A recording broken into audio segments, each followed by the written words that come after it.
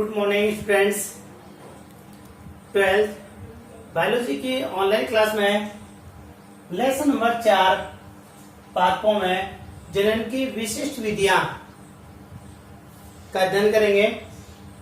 इसमें लास्ट जो क्लास थी उस लास्ट क्लास में पॉलीएम्ब्रियोनिसी बहुभ्रूणता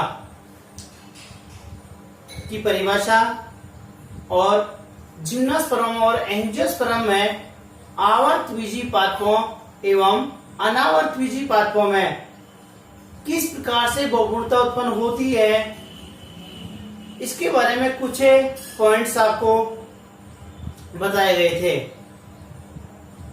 ये जो पॉइंट्स आपको सामने ब्लैक बोर्ड पे आपको दिखाई दे रहे हैं, ये लास्ट क्लास के पॉइंट हैं जो अपन ने अंतिम क्लास में लास्ट पॉइंट लिखे गए।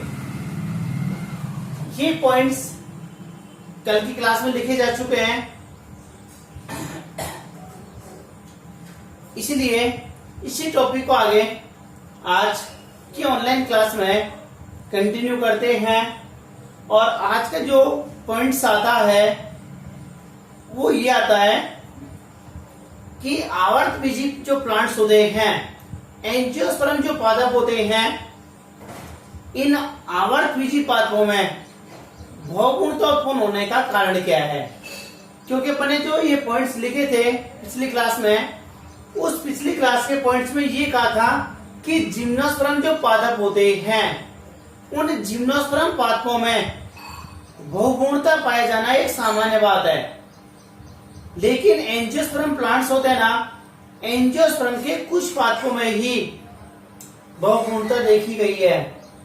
इसके बारे में ये भी कहा था मैंने कि सबसे पहले एंटोनी वान लीeuwenhoek नामक वैज्ञानिक था, उसने सबसे पहले जो संतरे का बीज था, उस संतरा के बीज में सबसे पहले पॉलीएम्ब्रियोनिसी देखी गई थी, सबसे पहले बहुभ्रूणता देखी गई थी। इसके अलावा क्रोटलेरिया है, प्याज है, तंबाकू है, आदि पादपों में भी बहुभ्रूणता का अध्ययन किया गया। इसलिए ये कह सकते हैं कि जो इनमें बहुभ्रूणता उत्पन्न होती है वो उत्पन्न होने के कारण क्या हो सकते हैं, किस कारण से बहुभ्रूणता इनमें उत्पन्न होती है, बीजांड में एक से अधिक भ्रूण किस प्रकार से बनते हैं, कुछ पॉइंट्स हैं, वो पॉइंट्स मैं आपको नोट करा देता हूं।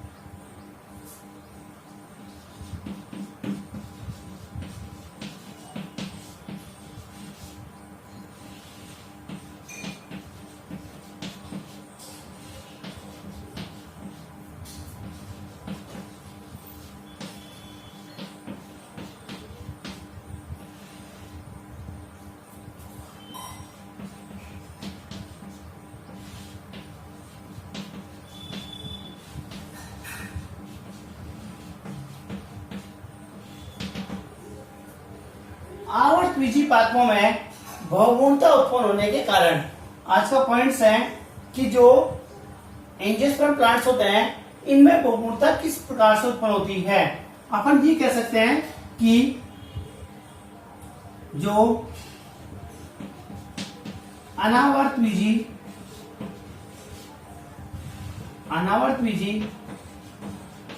पादपों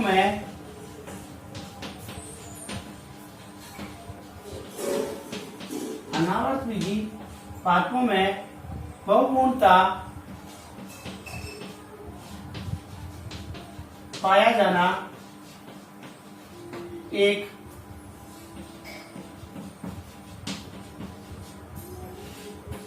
सामान्य बात है। लेकिन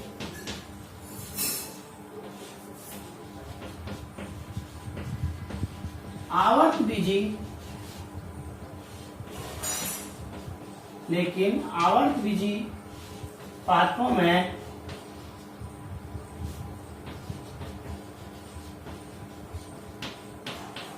आवर्त विधि पात्रों में बहुगुणता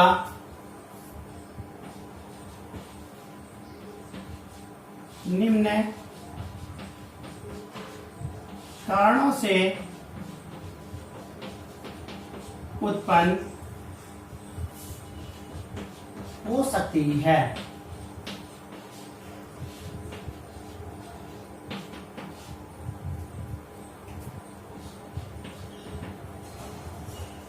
क्या लिखा है कि अपने पास जो आवर्तविषी पादप होते हैं, इन आवर्तविषी पादपों में जनरल बहुगुणता पाई जाती है, लेकिन अनावर्तविषी जो आवर्तविषी प्लांट्स होते हैं इनमें बहुगुणता किस प्रकार से उत्पन्न होती है। सबसे पहले ये कहें कि अपने पास जो परागभ्रूण या युग्मनज होता है, या तो परागभ्रूण कहें या युग्मनज कहें या इसको निश्चितांड भी कह सकते हैं। क्या कह सकते हैं इसको? या तो परागभ्रूण कह सकते हैं या युग्मनज कह सकते हैं, या निश्चितांड आ जाए तो भी आपको कंफ्यूज होने की आवश्यकता नहीं है। परागभ्रूण या युग्मनज में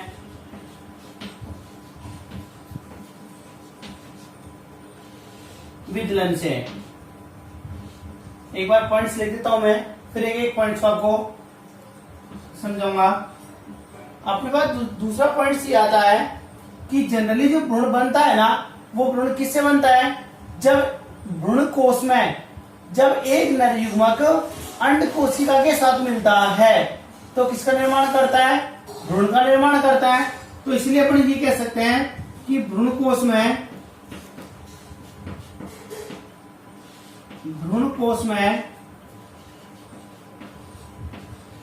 अंड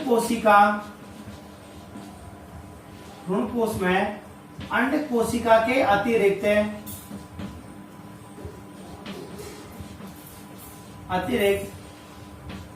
किसी अन्य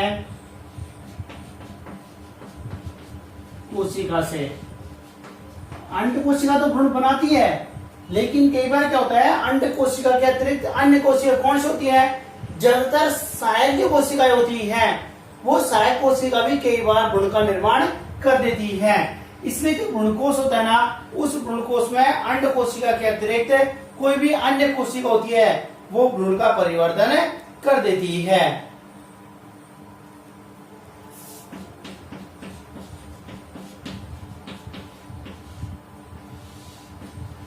बीजांड की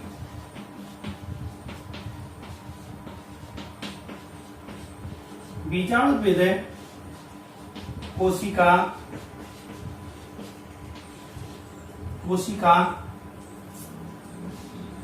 बीजांडकाय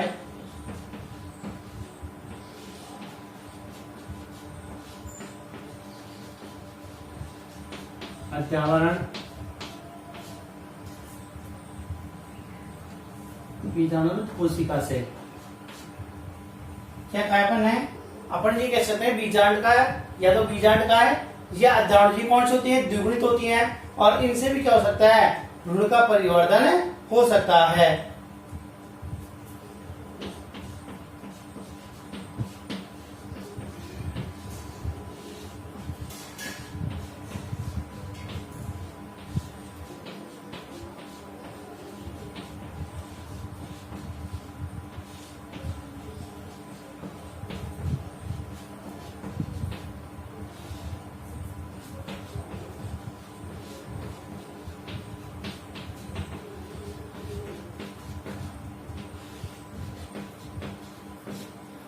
ये कुछ पॉइंट्स हैं जो मैंने आपको लिखे हैं, एक एक पॉइंट्स को मैं समझा देता हूं।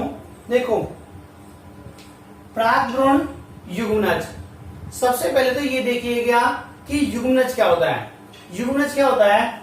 जब एक नर युग्मक और एक मादा युग्मक, जब नर युग्मक और मादा युग्मक, ये भी कैसे होता है? एन, और ये भी कैसे होता है? एन, दोनों एन एन होता है। तो जब इन दोनों का संयोजन होता है, और इस संयोजन को क्या कहते हैं? निषेचन कहते हैं। क्या कहते हैं इसे? निषेचन।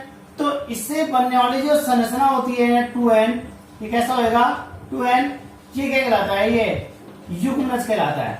क्या कहलाता है? ये युग्मनज। पादपों में इसको निषिक्तांड भी कहते हैं। क्या कहते हैं इसे निषिक्तांड भी कहते हैं। जब ये युग्मनज बनता है ना, तो इस युग्मनज का जो विभाजन होता है, इस युग्मनज में जो विभाजन क्रिया होती है, उस विभाजन क्रिया को ही क्या कहते हैं, विदलन कहते हैं। क्या कहते हैं इसे, विदलन कहते हैं। जैसे 1 से 2 भागों में विभाजित होना, 2 से 4, 4 से 8, इस प्रकार से इस युग्मनज का जो विभाजित होना है ना, उस विभाजन को ही क्या कहते हैं, विदलन कहते हैं। इसलिए इसको ये भी कह सकते हैं प्राक भ्रूण या युग्मनज में विभाजन से। लेकिन जनरली क्या होता है कि अपने पास जो युग्मनज होता है ना, उसमें विभाजन को विदलन ही कहते हैं। इसलिए अपने क्या लिखा है कि युग्मनज में विदलन से। जब एक युग्मनज एक भ्रूण का निर्माण करता है, और जब कई बार ये युग्मनज जब विदलन क्रिया होती है, कौन सी क्रिया होती है, विदलन क्रिया होती है, और विदलन क्रिया होने से 2 युग्मनज बना देता है। कितने युग्मनज, 2 युग्मनज, और दोनों के दोनों युग्मनज क्या बनाए, भ्रूण का परिवर्तन करते हैं, तो बहुभ्रूणता उत्पन्न हो जाती है। आया समझ में? एक बार दोबारा देखिएगा। जब नर युग्मक और मादा युग्मक का संलयन होता है, क्या होता है, जब नर युग्मक और जब मादा युग्मक मिलते हैं, इस क्रिया को अपन क्या कहते हैं, निषेचन कहते हैं। जब एक नर युग्मक और एक मादा युग्मक मिलेगा तो निषेचन क्रिया होगी, और निषेचन क्रिया से क्या बनेगा, एक द्विगुणित युग्मनज का निर्माण होता है। इस युग्मनज में जो विभाजन क्रिया होती है, इस विभाजन क्रिया को क्या कहते हैं, विदलन कहते हैं। जब विदलन क्रिया होती है तो युग्मनज 2 भागों में विभाजित हो जाता है, और दोनों जो भाग विभाजित हुए ना, वो दोनों के दोनों क्या करते हैं, भ्रूण के परिवर्धन में सहायक होते हैं, जिसके कारण बहुभ्रूणता उत्पन्न हो जाती है। Number 1 point clear. दूसरा देखो, भ्रूण कोश में अंड कोशिका के अतिरिक्त किसी अन्य कोशिका से, इसको देखो,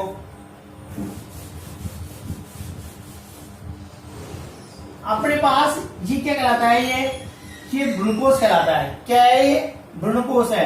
इसमें ये कौन सी होती है, ये अंड कोशिका, ये कौन सी होती है, ये सहकोशिका, ये द्वितीय केंद्रक, और ये क्या होती है, ये प्रतिमुखी कोशिकाएं होती हैं। कौन सी होती है, ये प्रतिमुखी कोशिकाएं होती हैं। ये वाली जो है ना, ये कहलाती है एग सेल।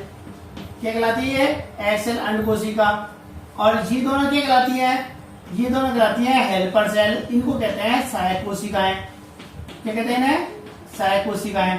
अपन ने दोहरा निषेचन और त्रिसलन क्रिया पढ़ी थी। वहां दोहरा निषेचन और त्रिसलन क्रिया में अपन ने ये कहा था कि एक नर युग्मक जब अंड कोशिका के साथ मिलता है, किसके साथ, जब एक नर युग्मक अंड कोशिका के साथ मिलता है तो भ्रूण का निर्माण करता है। राइट, ये दोहरा निषेचन में अपन पढ़ चुके हैं। लेकिन इस अंड कोशिका के अतिरिक्त ये तो भ्रूण का निर्माण करें, इसके साथ साथ सहायक कोशिका भी क्या करते हैं, भ्रूण का परिवर्धन करते हैं। तो इसके कारण भी बहुभ्रूणता उत्पन्न हो सकती है। इसीलिए कि जो आवर्त बीजी प्लांट्स होते हैं, आवर्त बीजी पादपों में जब अंड कोशिका से भ्रूण का परिवर्तन होता है, तो इसके साथ साथ सहायक कोशिका भी भ्रूण का परिवर्तन कर देती है, जिससे इनमें बहुभ्रूणता उत्पन्न हो जाती है। तीसरा पॉइंट देखें। तीसरा पॉइंट आता है बीजांड की, बीजाणुविद कोशिका। और बीजाणुविद का मतलब 2n, और 2n का मतलब क्या हो गया, बीजांडकाय या अध्यावरण। और जो बीजांडकाय जो अध्यावरण होता है, इस बीजांडकाय और अध्यावरण क्या कैसे होती है, द्विगुणित होती है। इसलिए क्या होता है कि जो भ्रूणकोश होता है ना, इस भ्रूणकोश में, इस भ्रूणकोश के बाहर क्या पाया जाता है, बीजांड, और बीजांड के बाहर क्या पाया जाता है, आवरण। उस आवरण को अपन क्या कहते हैं, अध्यावरण कहते हैं। जब कई बार क्या होता है कुछ प्लांट्सों में कि जो बीजांडकाय होता है, या तो बीजांडकाय या फिर अध्यावरण, इनकी कोशिकाएं क्या करती हैं, भ्रूण का परिवर्धन कर देती हैं। और जब इनमें भ्रूण का परिवर्धन होता है तो ये क्या करती हैं, बहुभ्रूणता उत्पन्न कर देती हैं। और लास्ट पॉइंट आता है बीजांड में एक से अधिक भ्रूणकोशों की उपस्थिति। जनरली जो सामान्य बात होती है, तो सामान्य बात तो ये होती है कि एक बीजांड में एक भ्रूणकोश प्रेजेंट होता है। भ्रूणकोश बोले तो भ्रूणकोश का मतलब होता है ये 7 कोशिका जो 8 केंद्रिक अवस्था होती है, इसे अपन क्या कहते हैं, इसे भ्रूणकोश कहते हैं। जब एक बीजांड में एक भ्रूणकोश होगा तो एक अंडकोशिका द्वारा एक भ्रूण का परिवर्तन होगा। लेकिन कई बार क्या होता है कि एक बीजांड में एक से अधिक भ्रूणकोश प्रेजेंट होते हैं। क्या हो जाते हैं, एक से अधिक भ्रूणकोश उत्पन्न हो जाता है और एक भ्रूण क्या बनाएगा, एक भ्रूणकोश एक भ्रूण बनाएगा। जब 2 से अधिक भ्रूणकोश होंगे तो भ्रूण भी 2 से अधिक बनेंगे, उसको क्या कहते हैं, बहुभ्रूणता कहते हैं। यदि पादपों में एक बीजांड में यदि एक से अधिक भ्रूणकोश उत्पन्न हो जाते हैं तो भी क्या उत्पन्न हो जाएगी, उसमें बहुभ्रूणता उत्पन्न हो जाती है। इस क्रिया को अपन कहते हैं आवर्तबीजी पादपों में बहुभ्रूणता उत्पन्न होने के कारण। अब वो पॉइंट लिखने हैं, प्राक भ्रूण या युग्मनज में वितरण से, भ्रूणकोश में अंडकोशिका अतिरिक्त किसी अन्य कोशिका से, बीजांड की बीजाणु कोशिका जैसे बीजांडकाय और अर्धाणु कोशिकाओं से, और बीजांड में एक से अधिक भ्रूणकोशों की उपस्थिति से बहुभ्रूणता उत्पन्न हो जाती है। आज से केवल ये पूछेगा कि आवर्तबीजी पादपों में बहुभ्रूणता उत्पन्न होने के कारण लिखिए, तो अपन को ये पॉइंट्स डालना है। डिटेल से लिखवाना चाहे तो इसमें 2-2 लाइन अपन जो बोला है उसको वो नोट करके लिख लेंगे। ठीक है, अगला पॉइंट डालिए,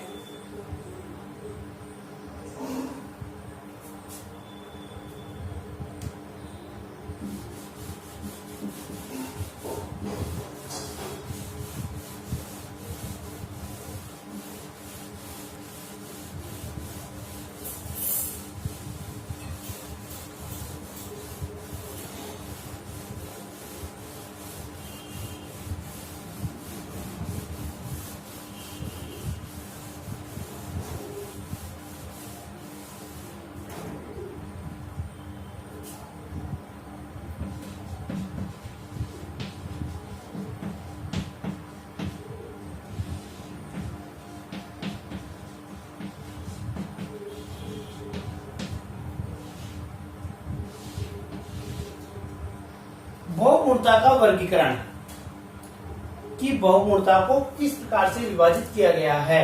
अभी जो पॉइंट्स लिखे ना, ये क्या है, बहुभ्रूणता के प्रकार। जो अभी भी पॉइंट्स लिखे हैं वो पॉइंट ही क्या है, बहुभ्रूणता का वर्गीकरण है। उन्हीं पॉइंट्सों को डिटेल से यहाँ पढ़ना है, वही क्या कहलाता है, बहुभ्रूणता का वर्गीकरण कहलाता है। अब जो बहुभ्रूणता का जो वर्गीकरण है, इस बहुभ्रूणता को किस प्रकार से वर्गीकृत किया गया है, उसको अपन एक एक पॉइंट्स का अध्ययन अपन करते हैं। तो सबसे जो पहला पॉइंट्स आता है, सबसे पहले पॉइंट्स आता है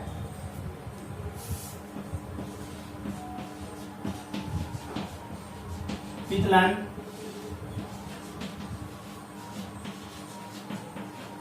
बहुभ्रूणता। सबसे पहला पॉइंट क्या आता है, विकलन बहुभ्रूणता। विकलन अभी भी मैंने जस्ट लास्ट अभी पॉइंट्स में बताया था कि विकलन का मतलब क्या होता है, जो युग्मनज होता है उस युग्मनज का जो विभाजन क्रिया होती है ना, उसे अपन क्या कहते हैं, विकलन कहते हैं। मैंने अभी भी कहा है कि या तो युग्मनज में या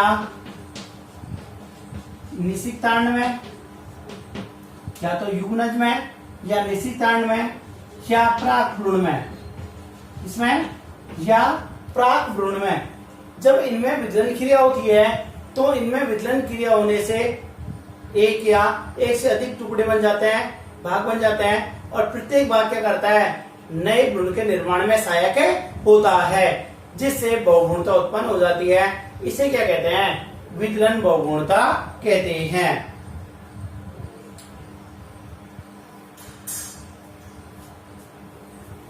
लिख लो, इसको मैं लिखा देता हूं, पॉइंट लिख लीजिए, साथ साथ लिख लीजिएगा।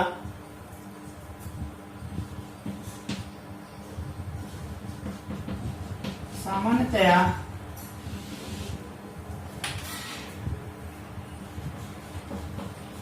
युग्मनज में विभाजन क्रिया को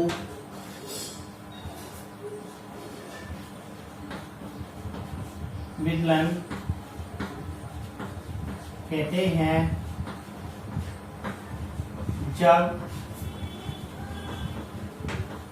युग्मनज या निषिद्धांड या परागभ्रूण में विकलन होता है तो विकलन होता है तो दो या दो से अधिक इकाइयों या भागों का निर्माण हो जाता है,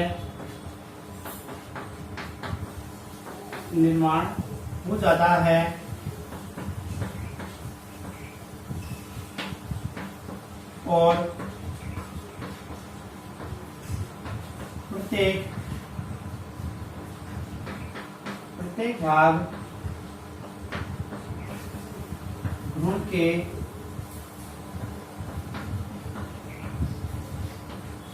परिवर्धन में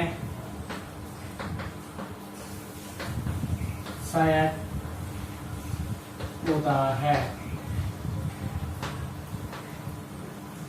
जिससे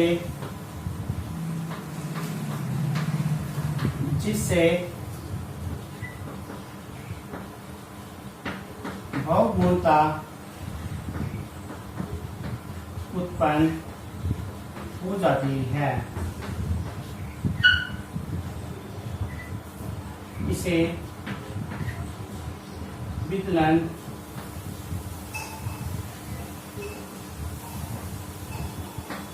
बहुगुणता कहते हैं। क्या कहते हैं इसे विकलन बहुगुणता कहते हैं। ये लिखा है, देखो क्या लिखा है, सामान्यतया जो युग्मनज में विभाजन क्रिया होती है इसको क्या कहते हैं, विकलन कहते हैं। जब युग्मनज या निषिद्धांड या परागभ्रूण में विकलन होता है तो ये दो से अधिक इकाइयों का निर्माण हो जाता है, या तो इकाई कहें या भाग कहें, और प्रत्येक इकाई या प्रत्येक भाग भ्रूण के परिवर्तन में सहायक होता है। जब दो से अधिक भागों का निर्माण होगा और दो से अधिक जब भ्रूण बनेंगे तो उसके लिए क्या कहेंगे, बहुगुणता। इसको अपन क्या कहते हैं, विकलन बहुगुणता कहते हैं।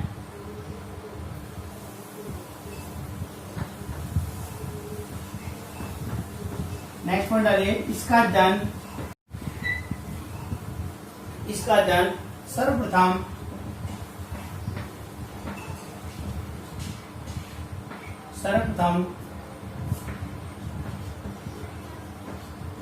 जेफरे नामक वैज्ञानिक ने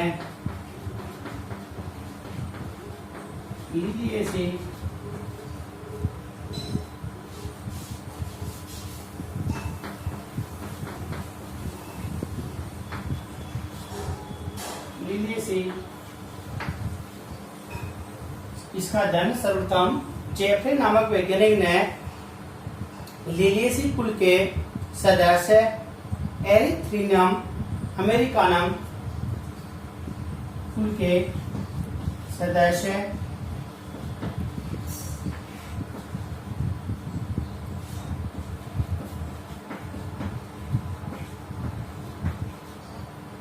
एरिथ्रियम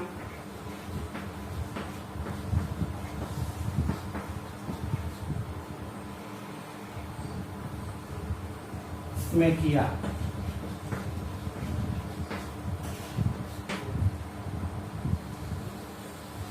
किसने किया, जेफरे नामक वैज्ञानिक ने किया, लिलियेसी कुल के प्लांट्स में किया। सबसे पहले विकलन बहुगुणता को इन्होंने देखा था।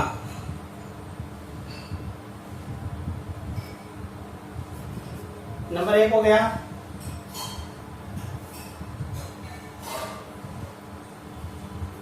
नंबर 2 डालिए, यह कंप्लीट हो गया ना। नंबर 2 डालिए पॉइंट।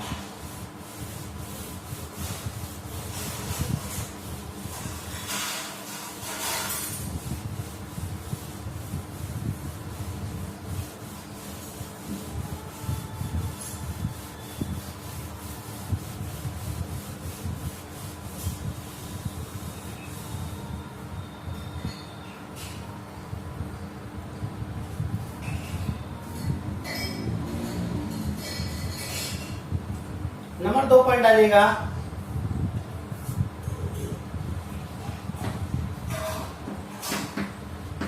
भ्रूण कोश में अंड कोशिका के अतिरिक्त किसी अन्य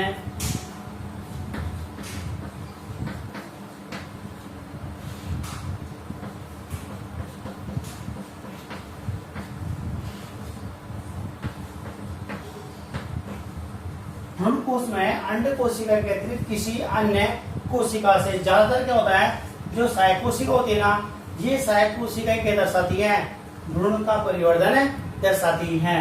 आपको यह कहा है कि सामान्यतः जो भ्रूण कोश में जो अंड कोशिका होती है वो अंड कोशिका एक नरयुग्मक के साथ मिलकर के भ्रूण का परिवर्धन करता ही है, लेकिन कई बार क्या होती है जो सहायक कोशिका होती है वो भी भ्रूण का परिवर्धन कर देती है। इसे भी ये लिखना है, लिखो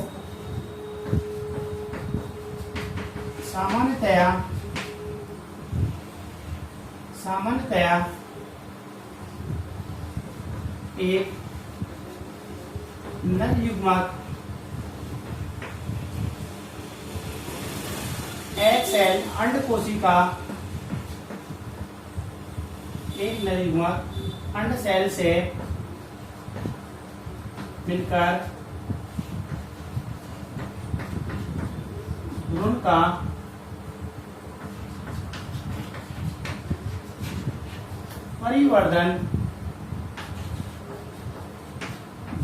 परिवर्धन करता है, लेकिन कुछ पादपों में एक सेल के अतिरिक्त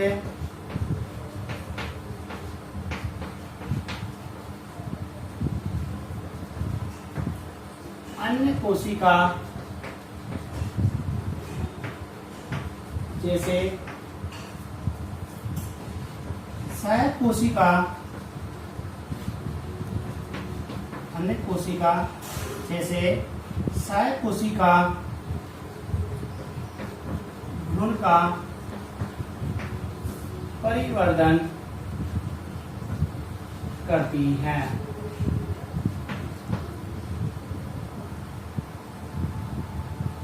ये सहायक कोशिकाएं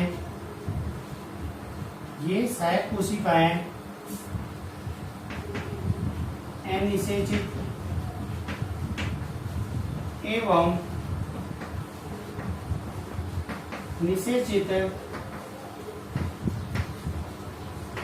अवस्था में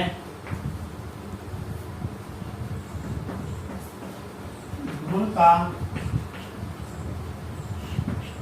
परिवर्धन करती हैं। क्या लिखाया अपन ने कि अपने पास जो सामान्यतः एक नरयुग्मक होता है वो अंड कोशिका से मिलकर के भ्रूण का परिवर्धन तो करेगा ही करेगा, लेकिन कई बार क्या होता है कि विशेष परिस्थिति में जो अपने पास भ्रूण कोश की जो अन्य कोशिका जैसे ज्यादातर सहायक कोशिका होती है ये क्या करती है, भ्रूण का परिवर्धन कर देती है।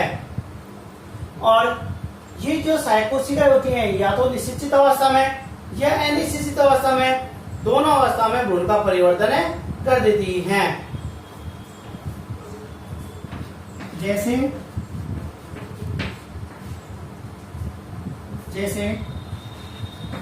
अनिषेचित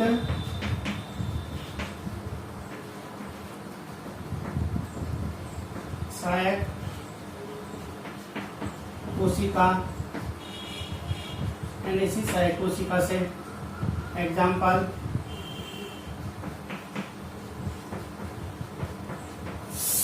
आर्जिमोन, एग्जाम्पल क्या हो गया, आर्जिमोन हो गया। और दूसरा क्या आ सकता है अपने पास, दूसरा आ सकता है अपने पास एनईसीसी से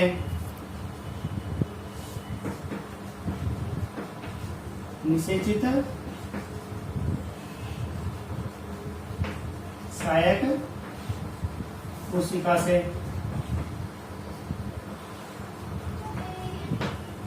इसका एग्जाम्पल है एरिस्टोलोकिया।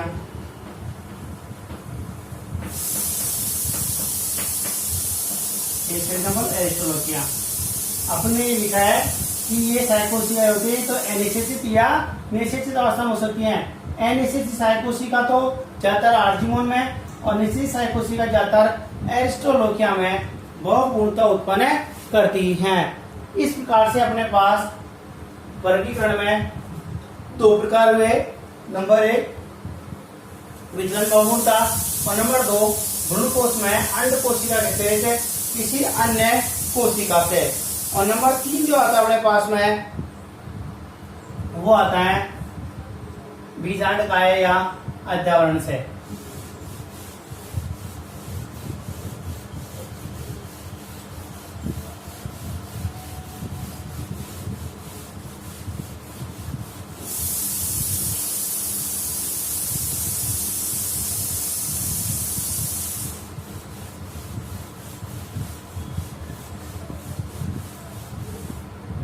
तीसरा पॉइंट आता है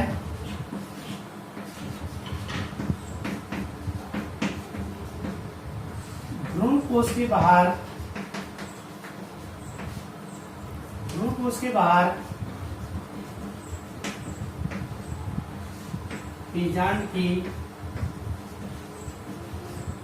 किसी द्विगुणित कोशिका कोष्ठक में अध्यावरण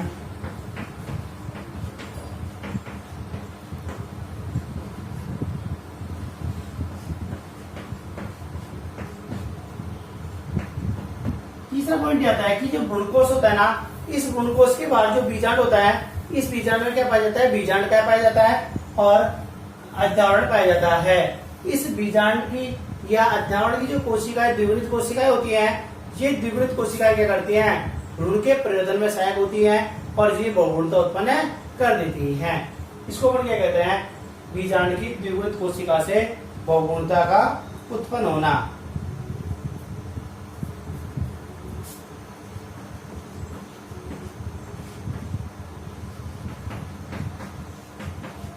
इसमें भ्रूण कोश के बाहर बीजांड की द्विगुणित कोशिका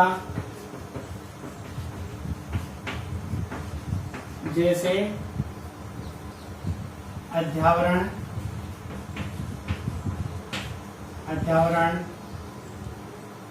या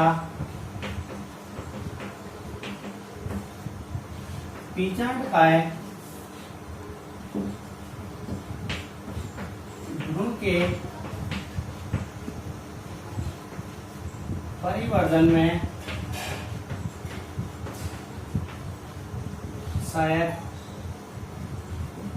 होते हैं, जिससे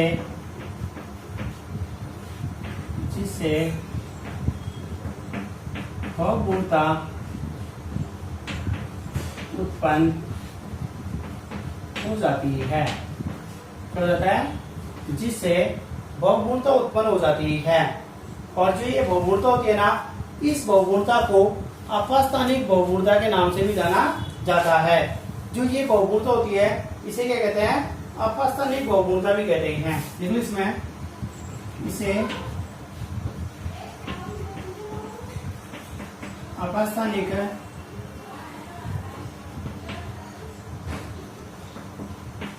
बहुगुणता भी कहते हैं। एग्जाम्पल सिट्रस, जामुन, इनमें इस प्रकार की बहुगुणता को देखा गया है। 3 पॉइंट्स हो गए। और जो लास्ट पॉइंट आता है वो लास्ट पॉइंट ये आता है बीजांड में एक से अधिक भ्रूण कोशों का विकास होना। जो लास्ट पॉइंट अपन ने पिछली पॉइंट में लिखा था वही पॉइंट चल रहा है। यहाँ तक नोट किया।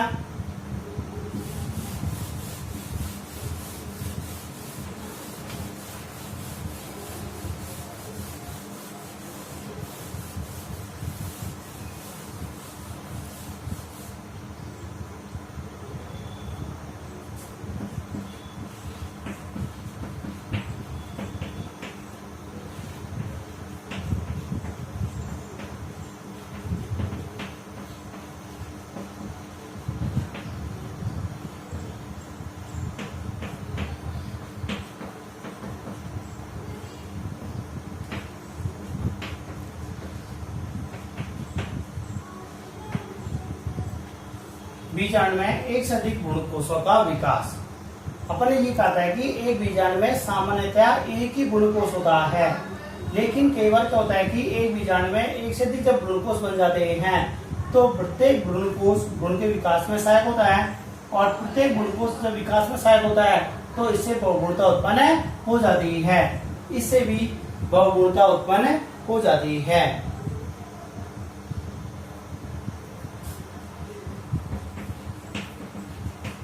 सामान्यतया एक बीजांड में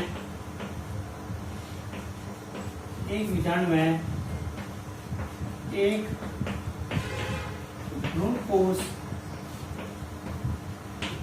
पाया जाता है, लेकिन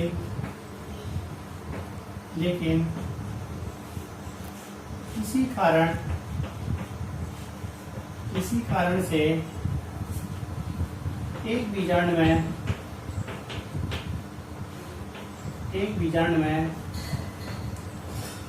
एक से अधिक भ्रूण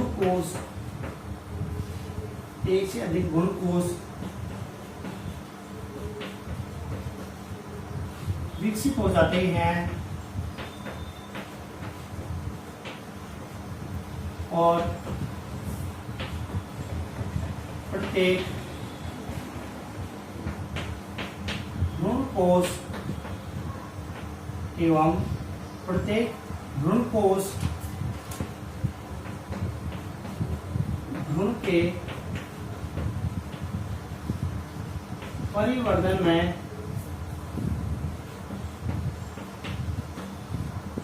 सहायक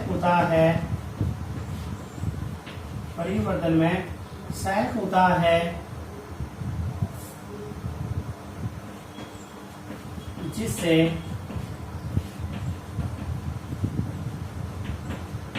बहुभ्रूणता उत्पन्न हो जाती है। क्या हो जाती है?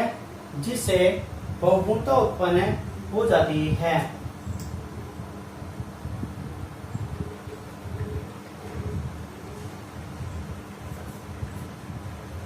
एग्जाम्पल लो, केजुराइना,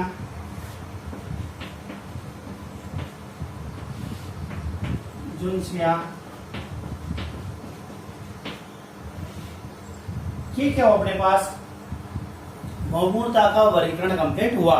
जो अपने आवर्तबीजी जो पादप हैं उन आवर्तबीजी पादपों में जो बहुभ्रूणता उत्पन्न होने के कारण है उन्हीं को डिटेल में लिखा है और उसे क्या कहते हैं? बहुभ्रूणता का वर्गीकरण कहते हैं। अब इसका जो लास्ट पॉइंट आता है वो आता है बहुभ्रूणता का महत्व। क्या आता है? बहुभ्रूणता का महत्व।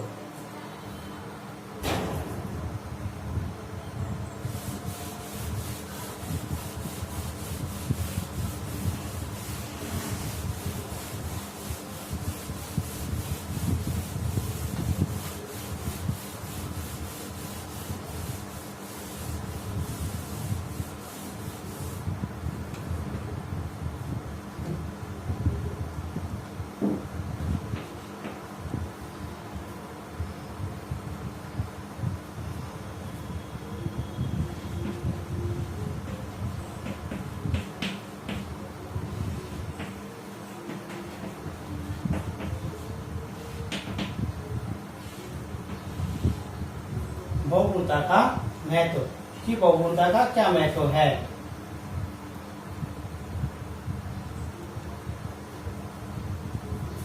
देखो पंडलों में बीजांड काय से निर्मित भ्रूण के लक्षण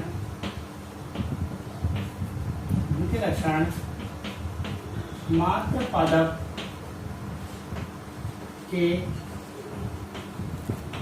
समान होते हैं।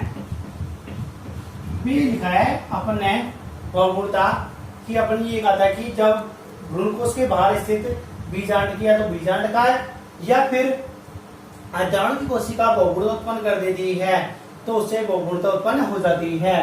तो ये कहना था बीजांडकाय से जब किसी भ्रूण का परिवर्तन होता है तो इस बीजांडकाय से बनने वाला जो भ्रूण होता है ना, इसके जो लक्षण होते हैं ना, वो किसके समान होते हैं? वो मात्र पादप के समान होते हैं।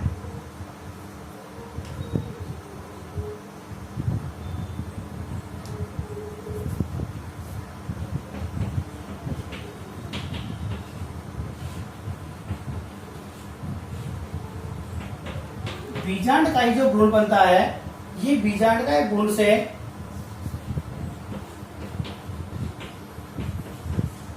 विकसित पादप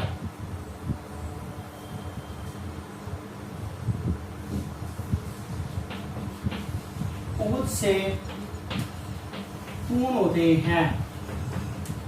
कैसे होता है? मतलब ये पूर्ण रूप से कैसे होते हैं? ये विकसित होते हैं।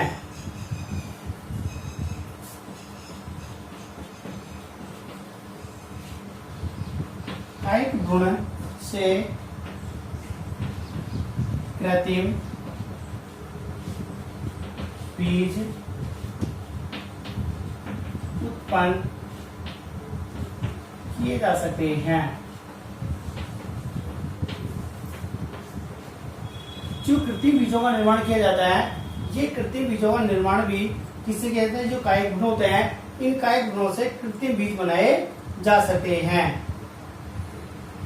जो एगुणित भ्रूण होते हैं ना, इनका उपयोग एगुणित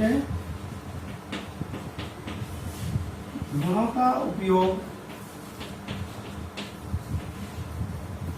कोशिका विज्ञान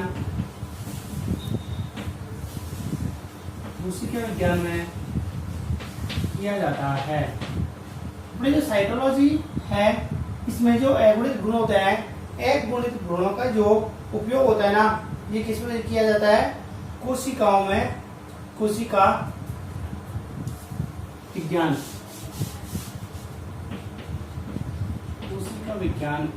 में किया जाता है। किसमें किया जाता है? कोशिका विज्ञान में किया जाता है।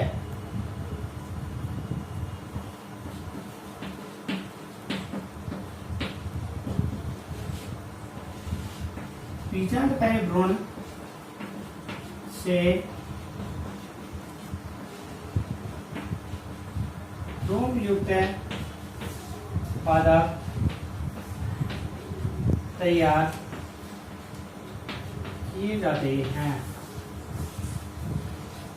जो बीजांडकाय भ्रूण होता है, इस बीजांडकाय भ्रूण से रोम युक्त पादप तैयार किए जाते हैं।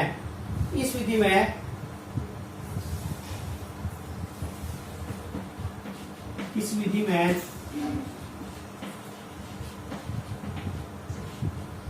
नींबू के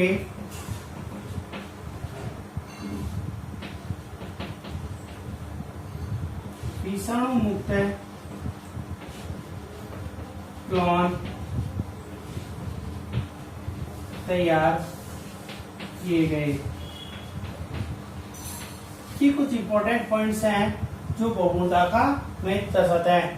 जो नींबू होता है ना, उस नींबू में जो विषाणु मुक्त पादप बनाए जाते हैं ना, वो विषाणु मुक्त जो पादप होते हैं, ये विषाणु मुक्त पादप इसी विधि के द्वारा बनाए जाते हैं।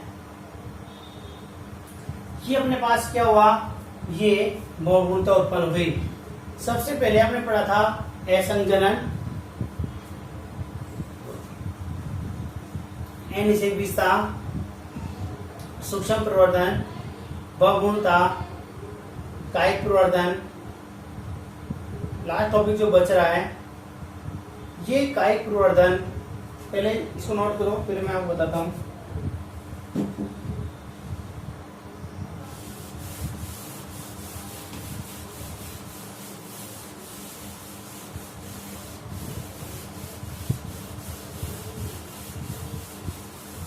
जो लास्ट विधि बच रही है वह है कायिक प्रवर्धन।